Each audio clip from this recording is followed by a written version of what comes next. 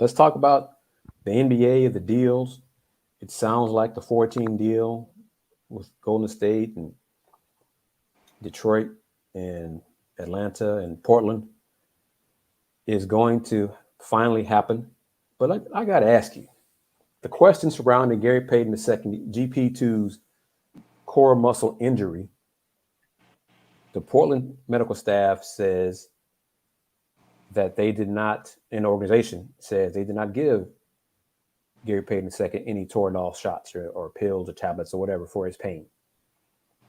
I think it's Shams and other media said they did give GP2 that. Gary's agent said yesterday that he did not take any Toradol shots. But today, another report says that there is an indication that he was taking and were receiving Toradol for his pain, and that the Warriors might file a complaint with the league to investigate that side of the pain medication or whatever they were giving, how they were treating Gary's injury, but they're still going to okay the trade and go forward with it and have Gary Payton on the squad, even though he may not be able to play, be clear to play medically for it, but 3 to 4 months. But the whole issue, somebody's lying. There's got to be something going on. I mean, couldn't it truly just, Gary, Mr. Payton, were you taking any pills? Were you getting any shots? Simple yes or no, right? It shouldn't be that complicated, right? I think so, and more so than that, he played against the Warriors Wednesday night. Yeah. So that's why I'm like, wait a minute. And to complicate it further, he suffered the injury playing for the Warriors last season. Right.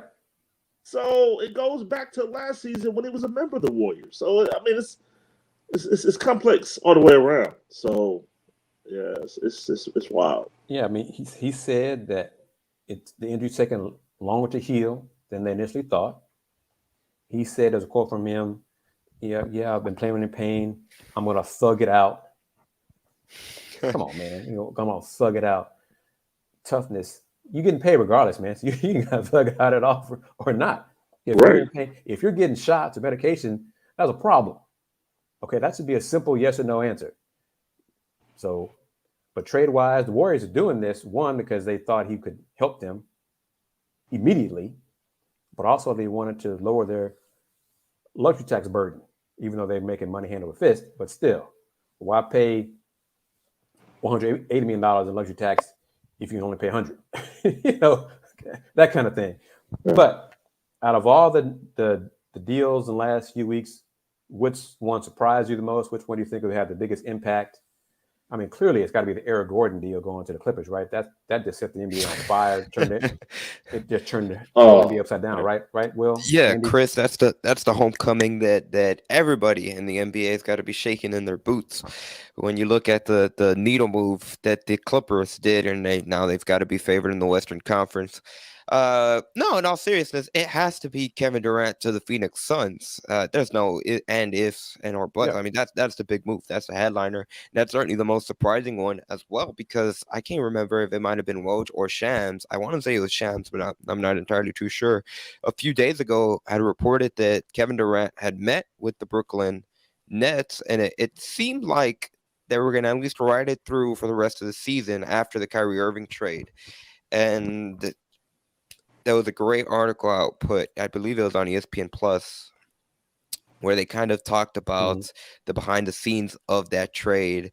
And Kevin Durant specifically didn't want it to be leaked. He didn't want it to be a big show. He wanted to go to Phoenix, and he wanted it to be done relatively quick and in the darkness of the night. Essentially, he didn't want no media noise to be around it, and it got done. And to give credit to Phoenix Suns, who they themselves are in a transition phase when you look at it from an ownership standpoint. I believe that they had to speed up that process of there was something along those ownership lines where it didn't go as a traditional sense, and that could potentially be one of the factors that led to Kevin Durant being in Phoenix too. But when you look at the Suns, they're just now 2 years removed from making it to the NBA Finals on their own, with the core of Chris Paul, Devin Booker, and DeAndre Ayton. they still have those three intact. And now you're adding Kevin Durant. Mhm. I think it's reported that Terrence Ross is going to be added. He's going to be signing with the Suns in the coming days, which, I mean, that's a nice fit for them in the buyout markets. I'm sure they'll have other players that go to play to Phoenix or go to play for Phoenix in the next few weeks or days. But that's got to be, I think it opens the window up for the Suns to be championship contenders for the next 2 years, and it's certainly championship or bust for them in these next two, or I guess this next year, really, for the next 2 seasons. When you look at it, top to bottom in any team, but certainly in the West, there's not really a team that has overall as much talent as Phoenix. I think the question will be how quickly can they come together and learn how to gel with each other. That could potentially be the question mark, because when you look at teams, I think Denver's kind of the big team that they're the team that's gelled together. They know what it's like to play with each other. Obviously, of course, led by Jokic. So I think that could be a team that potentially could give Phoenix the most problems, just in terms of how comfortable they are. But talent-wise, Phoenix has got to be the clear-cut favorite, and there's not really anyone else that's matches, in my opinion.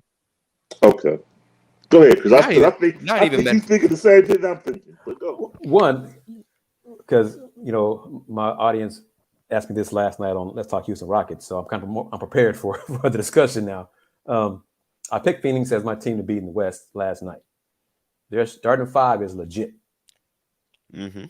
Clearly, best starting five in the West. Clearly, but if they're healthy, their starting five is legit. CP old and banged up. KD is older and banged up. Devin Booker is banged up. So if they're healthy, roll. It can be rolling. They have a great coach. They have a great coach. Great coach, but their depth is not as good now because they traded a lot to get KD. So that's a big. That's another question. Is their health? Can they stay healthy? And then their depth. I'd even say Denver is my second team, even though Joker is putting up another almost video game like numbers for Denver.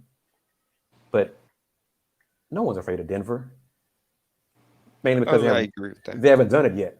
Yep. But they're the best team in the West record-wise right now, but no one's afraid of Denver. Honestly, Phoenix is up there. Dallas with Kyrie and Luka. They're an interesting wild card. They're interesting because they can score a lot of buckets, but you got questions about them. So there's a lot of question marks with these and their teams. Defense. And their defense. That's one of the questions. I think that's probably the biggest thing that could potentially hinder Dallas. I don't feel like they really have a defensive anchor down in the middle. And you look at their bigs, who they have. I think from a Houston perspective, obviously Christian Wood, who played a few seasons here for the Rockets. I think that could be something that gets exploited come the postseason, regardless of the overall talent that they have with Luka and Kyrie. Aiden and Joker would destroy Christian Wood, no doubt. It'd be like, seriously, y'all going to help this man because he cannot guard me. Come on, y'all going to double team down here because what does Shaq say? Barbecue chicken all day long. Christian Wood, please, come on now, whatever, But it's bold moves. The balance of power, I think, with these deals this week has shifted back toward the West a little bit.